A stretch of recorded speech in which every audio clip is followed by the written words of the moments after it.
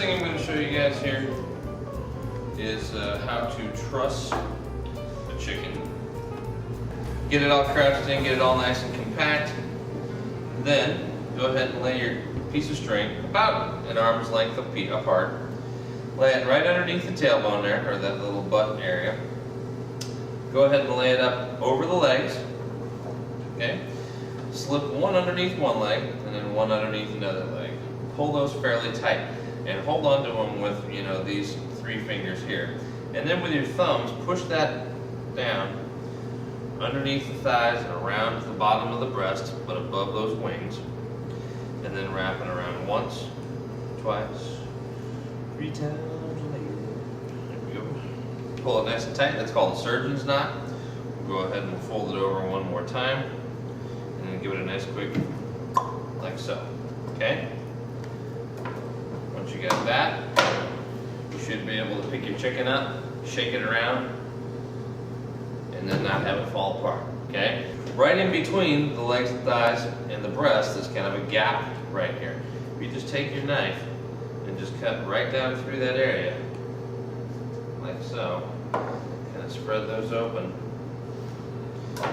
you can find a couple of things that we're looking for here. First thing we're looking for, and I'm just kind of pulling the skin away. There's 2 little layers of skin in here, you'll see. This is kind of the interior little flap of meat and skin, and then the exterior one. You'll find right off the bat 2 things right here. Hip bones, and we're going to come down right underneath those hip bones, and we're going to just cut until you see that little ball, that little white ball, which is the ball joint of the leg and thigh. We'll go ahead and do the same thing on this one here. And you should be able to see that little ball right there as well. Go ahead and take both of these, go ahead and pop them and fold them in half. And you should be able to pick the chicken up by both legs at this point. Okay? After you have disjointed those, we're going to go ahead and let go. We're going to cut through the joint and we're going to pull off this leg. Before we do that, I'm going to cut right down here so that I can show you the oyster. This little piece of meat right here and this little piece of meat right here, when you squeeze these together, you can see they kind of bulge out. Those are known as the chicken's oysters. Okay, the reason they're called oysters is because there's a little depression in the hip bone where those 2 little pieces of meat sit. And they're fairly sizable on chicken. On other birds, they're not nearly as large, but on this, they are a little bit bigger. We're going to take our knives and we're going to cut right down at the very top of that bulge. And you should hit that little muscle right there. If you just take your finger and push on it, you'll be able to push it out of that little depression right there. From here, all you have to do is just run your knife right along there and take off your leg and thigh. Okay? Same thing works on this side. Go ahead and cut through the skin. Cut right above that little bulging muscle. Take your thumb or your forefinger, push it out. Scoop your knife right up underneath it. Cut right down through there, and then take off your leg and thigh. Okay?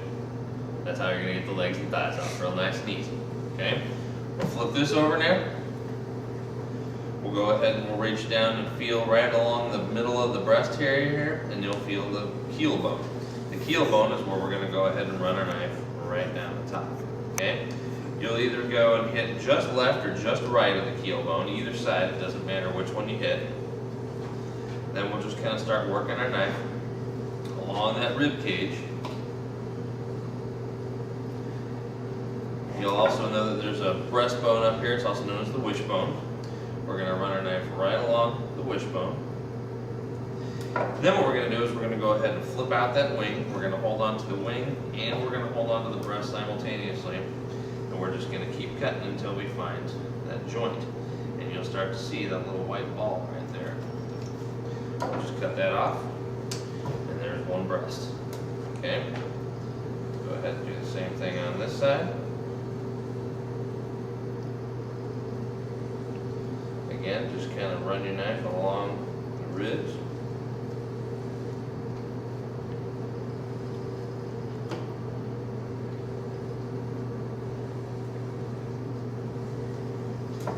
Flip out that wing, hold on to the breast and the wing at the same time.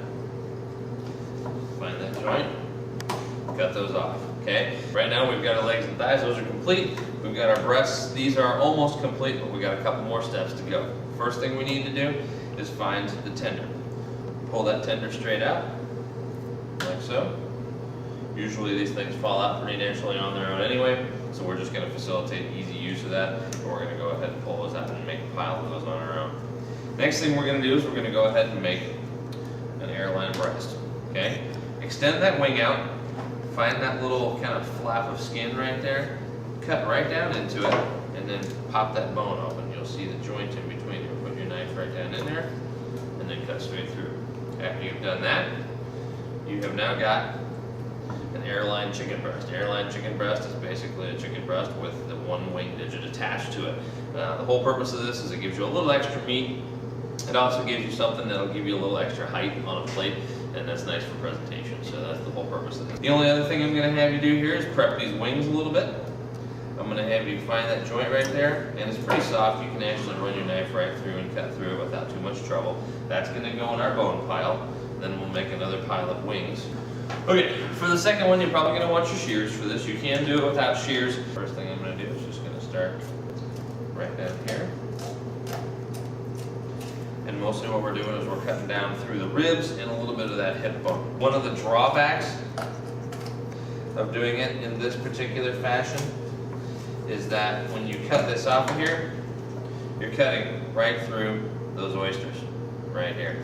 So a lot of times they'll split it open butterfly style, slap it on a grill, season it up, and then you'll get a whole grilled chicken kind of in this type of a fashion. Okay, this is not something that you're going to do probably a lot in the industry, but it is an option, and sometimes you do want to cook a chicken. First thing we're going to do is I'm going to press down on those ribs, and I'm going to find this little piece of cartilage right here. I'm just going to cut right through that little piece of cartilage. I'm going to put my fingers up underneath the chicken, and with my fingers I'm going to push up on the keel bone while I'm pushing down with my left hand on top of the ribs, so that I'm pushing that little keel bone up out of there. Take your fingers, run down one side. Sometimes the skin's a little tough there. Run your finger down the other side, and then you should be able to pull that keel bone straight out like that. Okay? Set that aside with your bones. Next thing we'll do is we'll cut this thing right in half, like so. And then there is your half chicken. That's one thing you can do. Next thing we're going to do is we're going to go ahead and split this in fourths. We'll go ahead and just find that little kind of valley, or that little soft spot right in between those two pieces. We'll split that there, like so. Again, we'll find that little soft spot. We'll go ahead and split it like so. That 4-piece chicken. Okay? If you ever go to the grocery store and buy chicken split or quartered, this is generally what you're going to get. All right? Now, the other option we have here is we have a couple of different things. You can do the 6-cut on a piece of chicken, which is really pretty simple. Next thing we need to do is we need to pull these hip bones out of here. We've got the hips still pretty much intact on the legs and thighs, so I'm going to slip my knife right up underneath here like so. I'm going to go ahead and kind of cut here so that I can pop that joint open, just like we did on the whole chicken. And I'll just cut those off, and I'll put that in my bone pile. Again, I'll find that hip bone right here, slip my knife right up underneath there. Go ahead and cut along there, pop that open, and then go ahead and cut that off. Alright, so there's our leg and thigh, okay? For this purpose, we're going to go ahead and fold the chicken in half like so. You'll notice there's kind of a soft spot right in there, so we're just going to cut right down into that, and right there you're going to find your joint, okay? You'll see it's pretty easy to see, and then from there we'll go ahead and we'll just cut straight ahead, okay? Now you've got 2 pieces out of 1, okay? The other thing we're going to go ahead and do is we're going to go ahead and take the wing off of here. We're going to go airline style with this again, just like we did the last one. Put this wing tip in the bone pile, put the wing there. Now the French, when the French really get into this, they actually like to do this, what they call an 8 cut off of this. And essentially what you get are, off of each half of a bird, this piece, and then you've got this one, which we need to split in 2. It is good for a couple of things, and probably chicken coq au vin was probably the most classic dish they did with this, and the reason why they did it was really pretty simple, was to give you 4 equal pieces of chicken that were roughly about the same size and weight, density, and all that kind of stuff. So what they do is they came through here like so, and they would cut that off just like so. And then what you would end up with is 1/2 of your chicken cut into 4 pieces, the other cut the same way, and you'd end up with 8 pieces of chicken.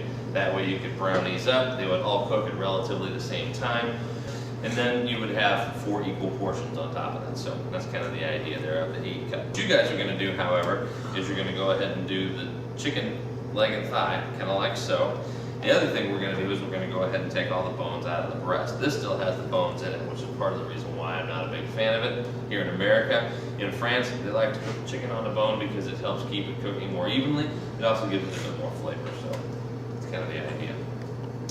Go ahead and airline the wing here. Make your pile over there. Then come underneath here like so. Find that piece of cartilage that's right there. And then just kind of slip your knife right up underneath it. Okay? Like so. And then just cut outward. Once you've cut that, then go ahead and just run your knife right along those ribs that you're cutting off. Make sure you're keeping that wing attached by going over the top of it instead of underneath it. There's a little piece of wishbone still attached here, so I'll go ahead and slice up underneath that. And I'll just take all those ribs off of there. Okay, nice and simple. Another bone file. Go ahead and grab a hold of that tender again. Pull that out, make a pile out of that. And then there is your airline chicken breast. Now this one obviously could use a little bit more trimming, so I'm going to go ahead and take some of that excess skin off of there. Take a little off of there. And then there is your airline breast via the second method. Okay? Generally speaking, you're still going to get the same results. Okay? There's really no difference between those two.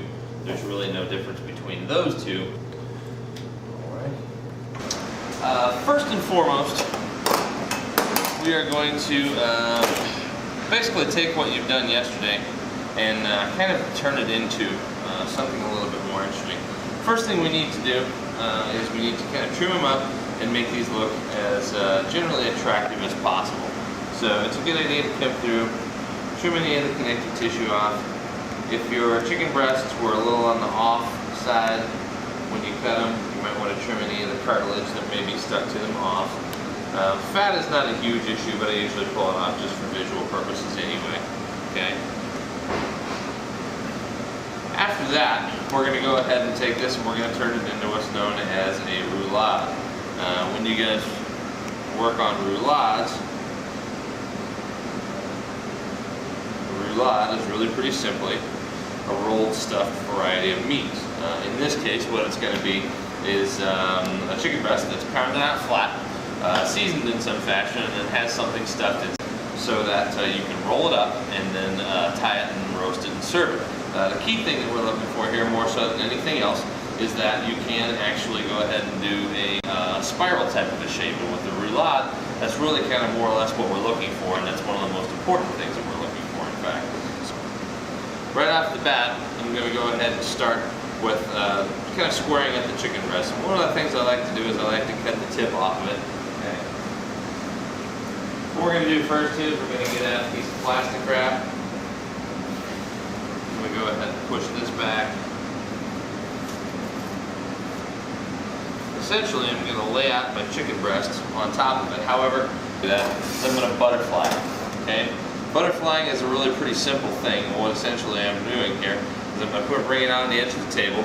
I'm going to go ahead and cut about halfway through, like so, and I'm just going to drag my knife right through, kind of like I'm splitting open a hamburger or a hot dog bun.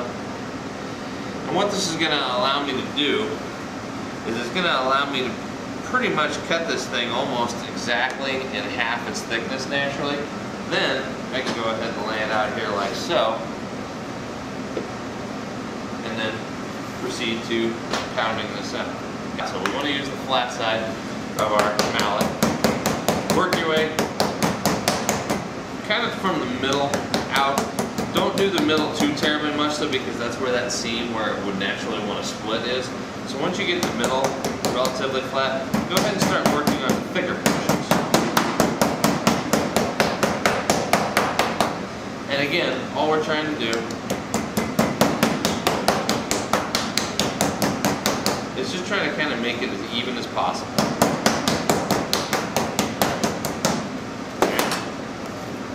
Once you've gotten this far, it's pretty easy. Go ahead and move back up onto the board here. The next thing I'm going to do is I'm going to go ahead and pick this up and flip it over. Okay? This portion right here is the outside, or what they call the presentation side of your chicken breast, which is the skin side. I'm going to make sure that stays up on my upper portion. Right through here, it kind of tore just a little bit. So this is where the chicken Band-Aid comes in handy. Okay? Lay your piece of chicken out.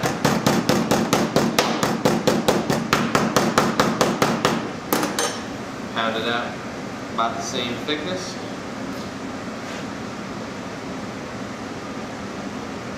Go ahead and lay that back out inside there. And then we'll go ahead and pass that in.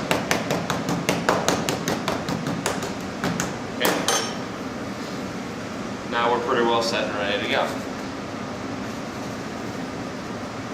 From here, we'll go ahead and I'll season relatively lightly. It really kind of depends on what you're putting on the inside. And you can put anything in here that you want to. I happen to be going with a variety of product, kind of like chicken cordon bleu here. We're going to basically do a little bit of ham and some cheese on the inside. In this case, we've got regular, just standard kind of ham, sandwich style stuff. Plus I've also got a little bit of fontina cheese. Okay?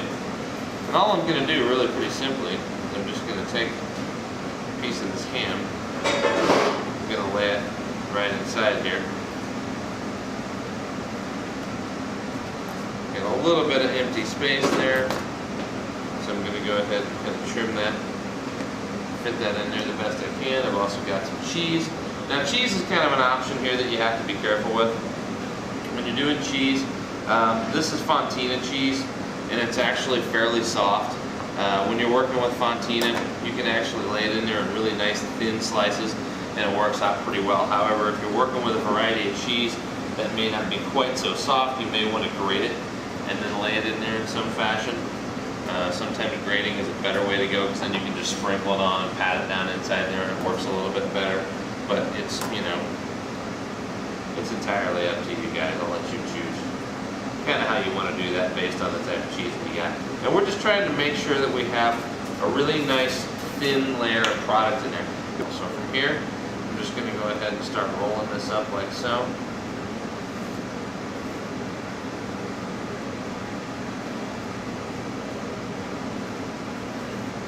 Once you've got this all rolled up, you kind of have a couple of options. Normally, we have what's known as caul fat.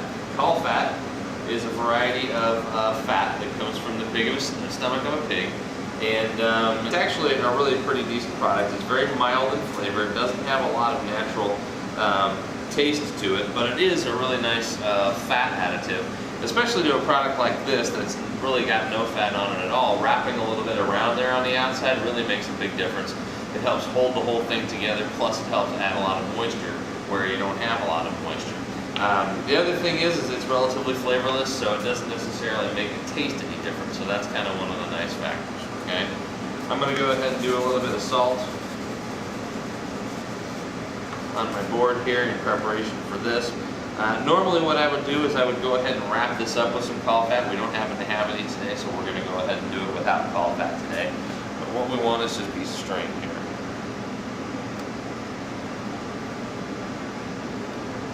Okay. This is the part that always throws a few people off right here. I'm going to do a slip knot. Okay.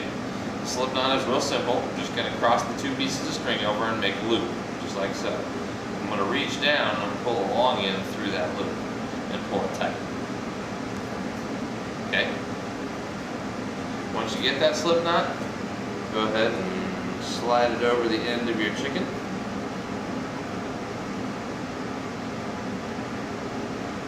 Go ahead and tighten it up. Not too tight. If you get it too tight, you'll squish it out of the ends. You just need it around the outside so that it's relatively snug. Then from here, just wrap it around your thumb and your fingers and grab the meat. When you do that, that loop that you create will fall right over the top of the meat. And then just pull this up like so that it's snug but not tight. Okay? Do one more.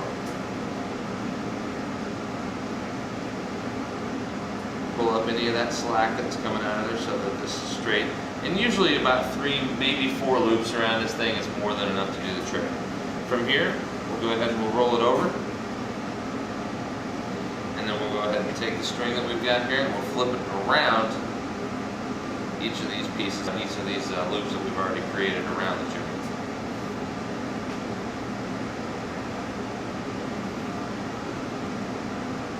Then we'll go ahead and tie these 2 ends together.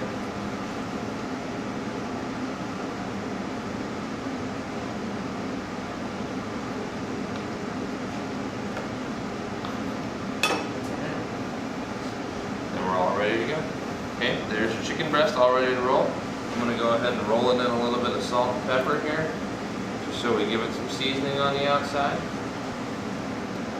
Go ahead and put a little bit of oil in your pan.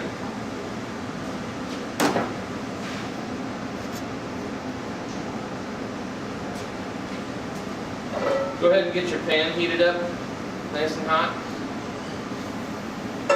And then we're going to go ahead and do a little pan sear.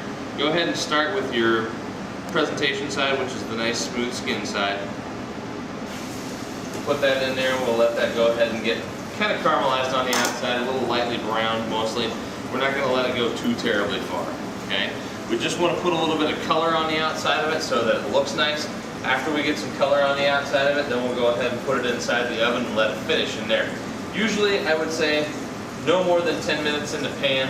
And then in the oven, I would say maybe 15 at the most is probably about average. It just kind of depends on what you're working with and how many you're working with. But in this case, I'd say probably 10 to 15 minutes. One of the things I'll also recommend for you guys is that instead of having 14 different pans all going in and out of the oven all at the same time with the oven opening and closing constantly, you might want to get all of your stuff browned up, put it all in one sheet pan, and then put one sheet pan into the oven all at one time. That time it goes in once and comes out once instead of getting open and closed constantly. So that'll be helpful. Alright? Okay, just a little bit of browning. You don't necessarily need to have a lot. Okay? As you get it brown, go ahead and roll it over a little bit. And then we'll just kind of repeat that process until we get it nice and brown all the way around the outside. While that's kind of going there, we'll go ahead and we'll start with another item over here. And that is known as the chicken leg ballotine. Okay? Again, yesterday you probably remember that we did the tunnel bone. And tunnel boning is a really pretty simple process. We'll review this one more time. Okay? Hold the chicken like so, kind of almost like a gun. Cut around the leg so that you sever all the tendons that are inside there. Okay? Run your fingers around there to make sure that you've cut everything. Then point the bone at yourself and push away, and that bone should pop right out. Okay? After you've got that, go ahead and leave that skin intact there. If you find any little pieces of bone or anything, feel free to go ahead and trim those out.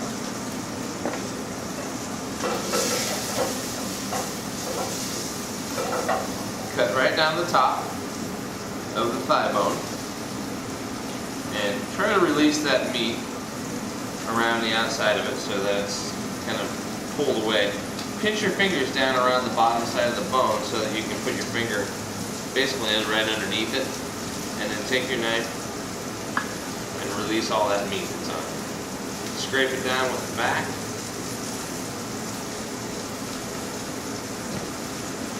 And at the bottom underneath there, you'll find, again, that piece of cartilage that's hung onto the end of this. We want to make sure that we leave that cartilage connected to the end of that bone. From here, we're basically going to start cutting around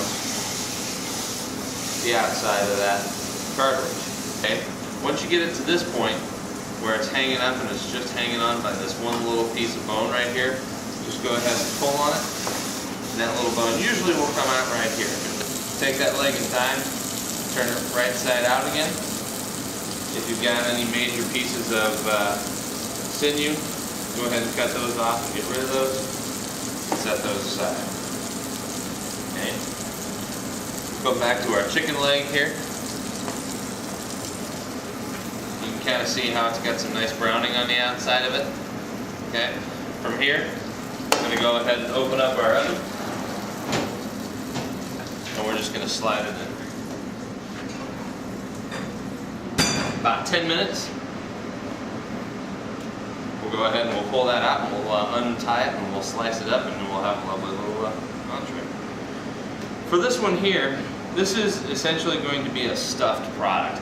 This particular one, we're not necessarily concerned about getting that spiral on the inside. So when you're doing a ballotine, take into consideration that you don't necessarily have to aim for any particular internal visual, other than obviously color and things like that. A ballotine, really pretty simply, is any type of boned out stuffed item, really pretty simply. You can do whole birds, you can do legs of birds, you could do other portions of other different varieties of animals, but essentially what it is it's a stuffed whole item. It usually retains some of its natural shape in some fashion. Okay. This one here, we're going to go ahead and go with the ham and cheese factor again. This time, instead of putting slices of ham in there, I think what I'm going to do is I'm going to go ahead and just kind of chop it up and do, maybe some little ribbons or something like that. I could go ahead and saute up a few onions or mushrooms if I wanted to go ahead and throw that in here if I felt like it. I've got a little bit of cheese here. Don't have a whole lot of cheese left over, but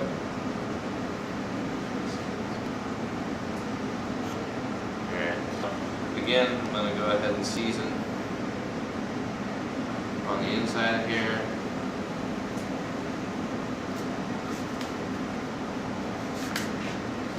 Same thing with this. Depending upon what you put inside too, go easy on your seasonings. Ham is obviously a fairly salty product, so I don't need to put a ton of salt in here necessarily. Just be aware of that. If you're using blue cheese has a lot of salt in it. Bacon also has a lot of salt. Just be aware of that. Alright. From here, I'll go ahead and I'll wrap this over like so. You can roll around the outside of this really nice and easily, and it covers the entire thing really well. So this way you don't have a big open space hanging out of there. That's what's going to hold that in there. So that's why I told you guys yesterday to make sure you save the one best one that you can find with all the extra skin on it. Okay? Again, with this one, we'll go ahead and lay it out like so. Go ahead and I'll cut myself another piece of string. And we're pretty much going to do the exact same thing to it.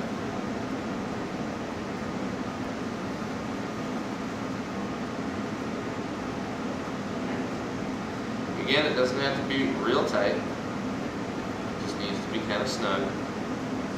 Again, wrap it around your thumb and your fingers, create a loop, and then just grab that meat. And that loop will fall right over the end.